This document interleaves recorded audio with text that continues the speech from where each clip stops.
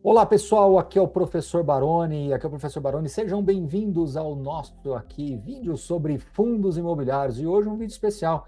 A gente vai falar aí sobre algumas expectativas para 2024, será que existe um melhor setor? Como é que estão esses setores, como é que estão esses desenhos aí, esses preparativos para 2024?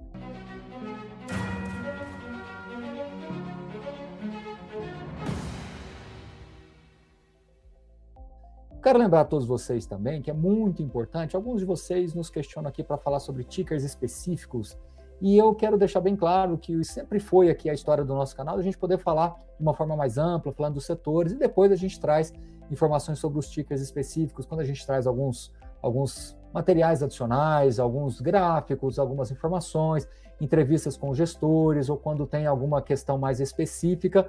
O bom é que a gente pode sempre debater aqui com todos vocês sobre os fundos imobiliários e já pensando em 2024. Como ficará o desempenho dos fundos imobiliários para 2024? Será que a gente tem essa resposta? Será que a gente consegue olhar um pouquinho para o passado e tentar entender um pouquinho melhor de como é que vai ser daqui para frente? Vamos colocar aqui uma tabela na tela, que eu acho que vai ajudar um pouco da gente entender esta dinâmica aqui dos fundos imobiliários. Olha só, essa aqui é uma relação de PVP histórica, lá de 2012, janeiro de 2012 até agora, novembro de 23, praticamente aí 10, 11 anos, né, de tempo acumulado aí para que a gente esteja fazendo essa leitura, esse retrato. Aliás, eu diria até um filme dos fundos imobiliários aí, principalmente nessa última parte da história, né? Os fundos imobiliários é dividido em 3 grandes blocos aí dentro da história, e esse aqui retrata esse último bloco da história. Então, veja só, fundos de fundos, hedge funds, fundos híbridos, lajes corporativas, logística industrial, bem mais logística do que industrial, né? Nós não temos tantos fundos industriais assim, mas a gente coloca junto para vocês, recebíveis, renda urbana e shopping centers. Alguns setores são um pouco mais novos, né? Hedge fund, próprio renda urbana, são alguns setores que têm um pouco menos de história, mas a gente conseguiu consolidar tudo aqui para vocês. Nessa coluna roxa aqui, você vê a média, e nessa verde nós estamos vendo o retrato hoje aqui com base nesses dados aqui do finalzinho do mês de novembro. Olha só que interessante, se eu olhar para esta tabela e tentar falar para vocês como é que pode ser os melhores investimentos aí para 2024, eu acho que primeiro a gente tem que dividir os investimentos em fundos imobiliários, assim como em outros tipos, outras classes de investimentos, em perfis de investidor, em perfis de alocação, né? Pessoas que são um pouco mais tradicionais, mais conservadoras, pessoas que têm um perfil um pouquinho mais moderado, ou aqueles que buscam um pouquinho mais de tempero, visando também mais retorno, né? Então, o que a gente pode aprender de tudo isso, tá? Olhando para o passado, olhando para como está hoje e tentando aí desenhar um pouquinho para 2024, tá? A leitura que eu tenho, assim, com base nessa tabela, é que os fundos de recebíveis, que historicamente negociaram com um pouquinho de ágio, né, esses 2% de ágio, olha aí na média desse roxinho, os fundos de recebíveis estão na média com um desconto aí de 9%, né, negociando com um PVP de 0,91.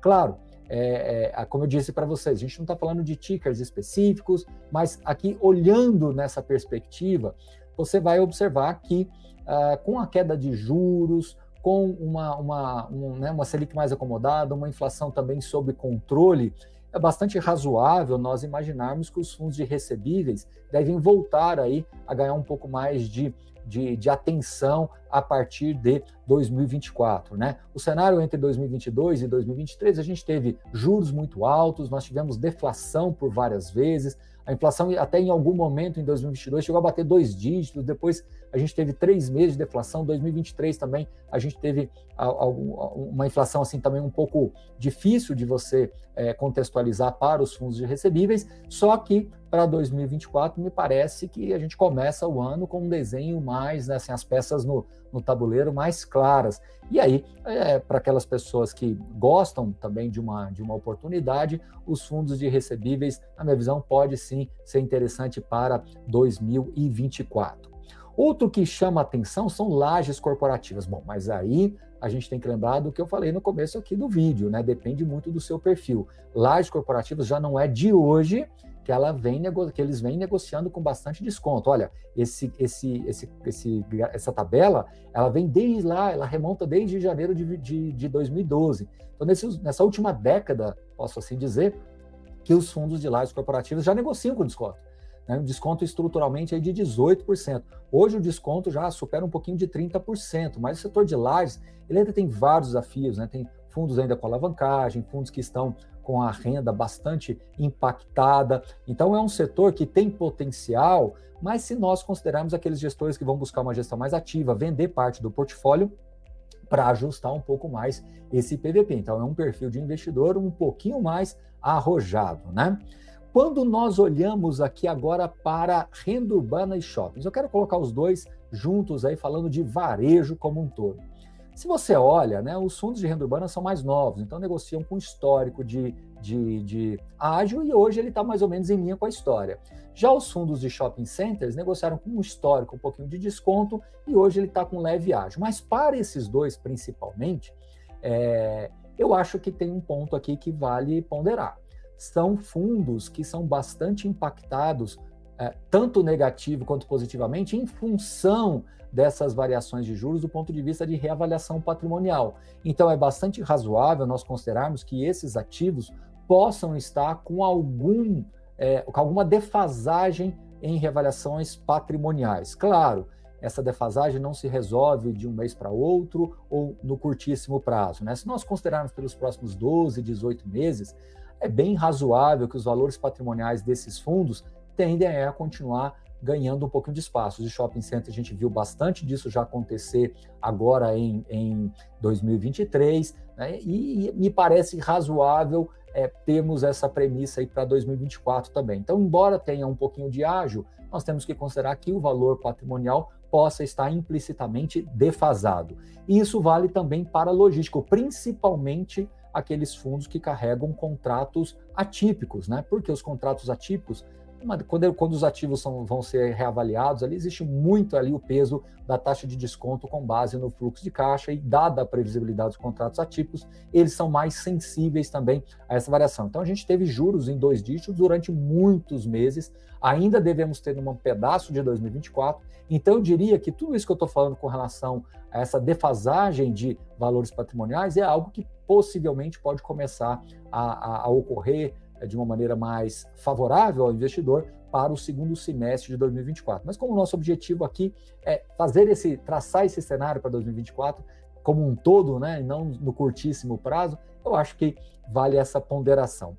Os FOFs estavam muito descontados, muito mesmo, porém, parte dessa diferença já foi suprimida, né, o chamado duplo desconto, dupla camada de desconto, mas ainda acredito que tem um espaço também para se recuperar. O FOF aí já é uma característica de investimento muito mais específica para aquele investidor que realmente tem esse viés um pouco mais oportunístico, às vezes já tem uma carteira diversificada, mas usa o FOF como uma forma aí de potencializar um pouco mais o retorno total da carteira.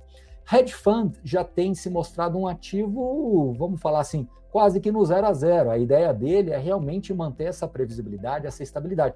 Como o próprio nome diz, é um hedge fund. Então, em momentos mais de baixas que a gente teve aí nesses últimos anos, o hedge fund ele protegeu o patrimônio, protegeu a renda. Para 2024, a gente continua tendo alguns ajustes e a tendência é que o hedge fund continue aí tendo uma previsibilidade maior, diferente do que a gente viu nos fundos de recebíveis, onde são mais sensíveis a essas questões inflacionárias e juros, tá? Então, veja, quando eu comento sobre todos esses setores, eu não falei especificamente na ordem, porque eu quis aqui trazer um raciocínio, o que eu quero deixar claro para 2024?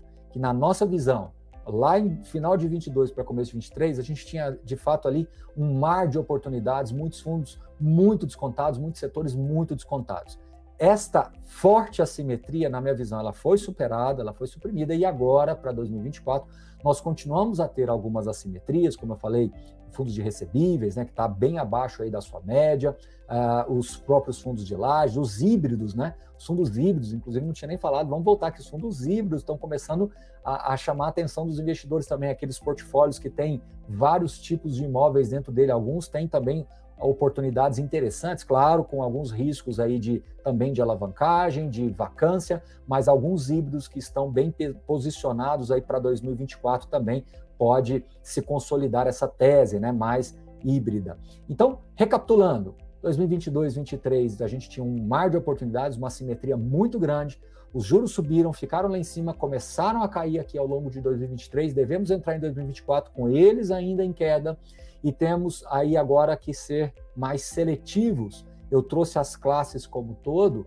mas dentro de cada uma dessas classes, você procurar encontrar fundos imobiliários que não tenha uma alavancagem que possa comprometer muito ali o patrimônio do fundo, porque afinal das contas, à medida que o passivo sobe, consequentemente o patrimônio líquido diminui, né? Porque o patrimônio líquido é o resultado justamente do ativo menos o passivo. Se o fundo não consegue equacionar esses passivos, essas obrigações, a tendência é que o patrimônio líquido cai, consequentemente o VP cai.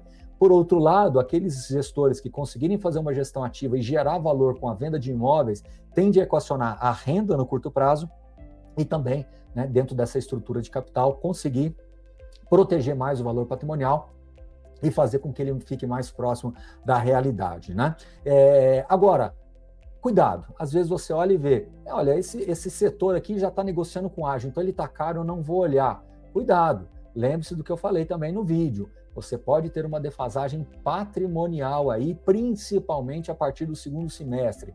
Ou seja, Baroni, estamos diante de um mar de oportunidades? Não necessariamente, mas continuamos a ter oportunidades para 2024, porém, numa circunstância diferente do que a gente viu em 2022 para 2023. Eu acho que agora de 2023 para 2024, a gente pode se apropriar de retornos dentro de um contexto diferente que a gente viu lá atrás. Lá atrás era uma grande assimetria, principalmente ali no valor do tijolo no mercado real e como ele estava precificado no mercado, e agora a gente começa a ter uma outra mecânica. Lá, o peso do imobiliário estava muito assimétrico. Agora, o peso do financeiro está muito assimétrico. Então, agora, por motivos diferentes, por contextos diferentes, a gente pode ter um 2024 muito bom também, considerando que juros, vamos torcer para que ele volte aí para ficar abaixo de um dígito, né, de 2 dígitos, né, no caso, né, voltando a ficar abaixo de 10%, que os juros futuros também fechem a curva longa, mostrando também que a gente tem condições, apesar dos desafios que não são poucos, tanto localmente, desafios fiscais, quanto internacionalmente por motivos macro, né?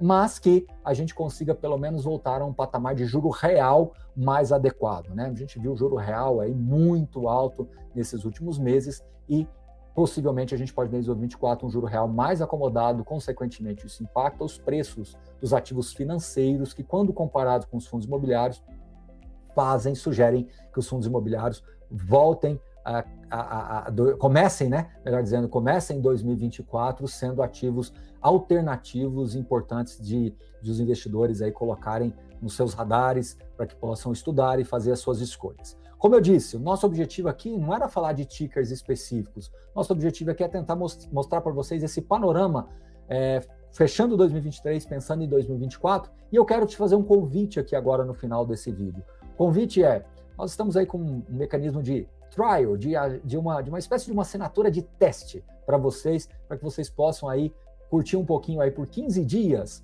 a Suno Premium, que é uma a assinatura mais vendida da Suno, por apenas R$1. Então, um valor simbólico para que você possa aí entrar na assinatura Suno Premium, conhecer o nosso trabalho, os relatórios que são publicados semanalmente, os radares também publicados semanalmente, não só de fundos imobiliários, mas de outras classes de ativos também, que tem outros tipos de relatórios, os plantões de dúvidas para que você possa entender um pouco do nosso trabalho aqui, como é o nosso relacionamento com os nossos assinantes aqui todos os dias, e o mais importante, na verdade, os radares são semanalmente, são todos os dias, porque várias outras classes também têm os seus plantões ali semanalmente, então acaba que todo dia sempre tem alguma coisinha ali para você ler, uma coisinha para você assistir.